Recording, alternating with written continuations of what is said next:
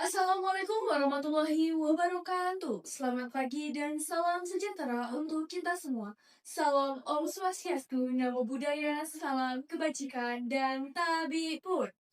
Yang saya hormati Bapak dan Ibu dosen, para staf universitas, dan teman-teman yang saya banggakan. Pertama-tama, marilah kita panjatkan kehadirat Allah Subhanahu wa Ta'ala karena rahmat dan karunia-Nya kita dapat berkumpul di sini dalam keadaan sehat walafiat. Pada kesempatan kali ini, izinkan saya untuk menyampaikan sebuah pidato dengan tema Gerakan Anti Diskriminasi di Universitas.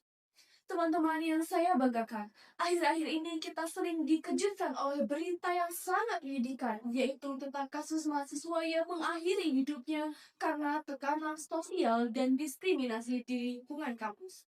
Kasus terbaru yang ramai dibincangkan di media sosial sangat memperlihatkan bagaimana ejekan terhadap status ekonomi, latar belakang seseorang, dan khususnya fisik yang menciptakan luka yang sangat mendalam bagi seorang korban.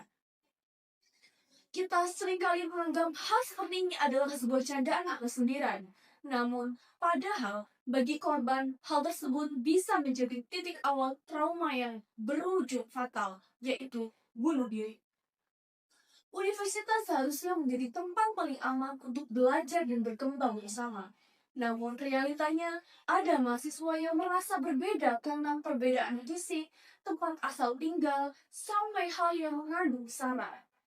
Teman-teman, diskriminasi tidak selalu tampak secara langsung, tapi dia muncul dalam bentuk tidak langsung, seperti tidak dilibatkan dalam kegiatan, dijauhi dalam kelompok, atau ditertawakan karena perbedaan fisiknya.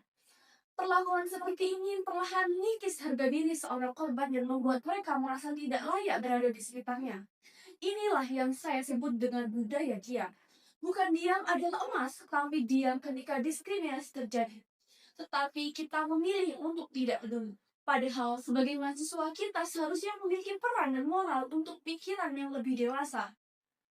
Untuk menjadi garda terdepan dalam menciptakan perubahan yang baik dan benar. Kita tidak perlu menunggu orang lain untuk memulainya.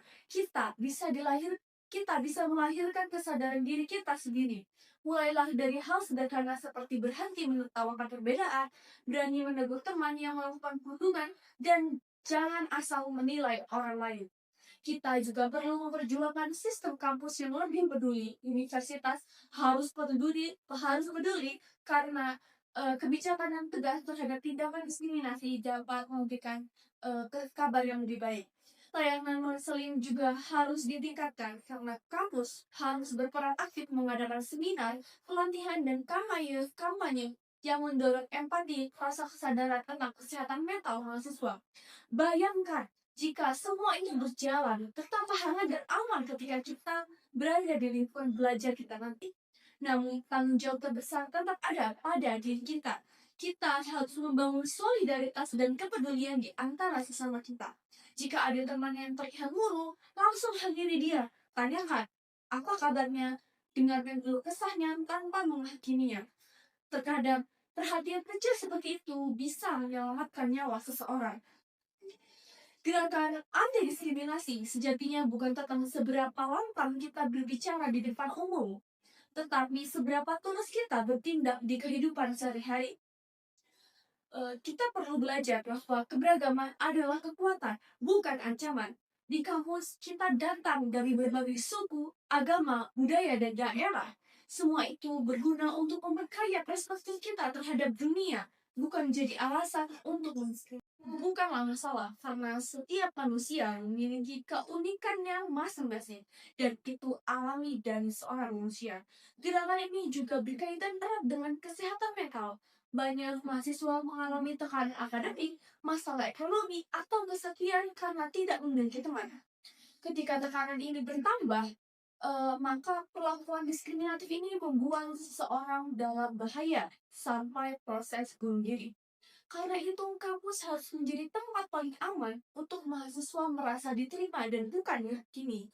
Mari kita ubah paradigma kita bahwa keberhasilan di kampus bukan hanya tentang IPK yang tinggi, tetapi juga tentang kemampuan kita menciptakan sebuah ruang yang sangat aman dan saling mendukung. Baik, hadirin sekalian yang saya banggakan, kasus-kasus tragis yang menimpa rekan-rekan mahasiswa di universitas lain adalah peringatan keras bagi kita semua. Kita tidak boleh diam dan menunggu kejadian serupa terulang kembali, apalagi di universitas kita. Gerakan anti diskriminasi bukan tugas satu pihak saja, tetapi tanggung jawab kita bersama. Setiap dari kita memiliki peran yang sangat penting untuk menjadikan kampus ini sebagai rumah yang aman bagi kita semua. Mulai dari diri kita sendiri, hentikan kata-kata menyakitkan, kasar, dan merendahkan orang lain.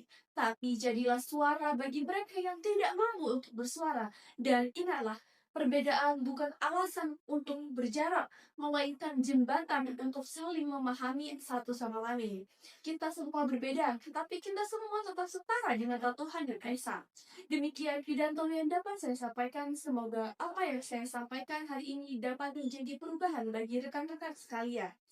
Terima kasih atas perhatian teman-teman. Apabila ada kesalahan kata, saya mohon maaf kepada Allah. Saya mohon ampun. Wassalamualaikum warahmatullahi wabarakatuh. Salam semangat tanpa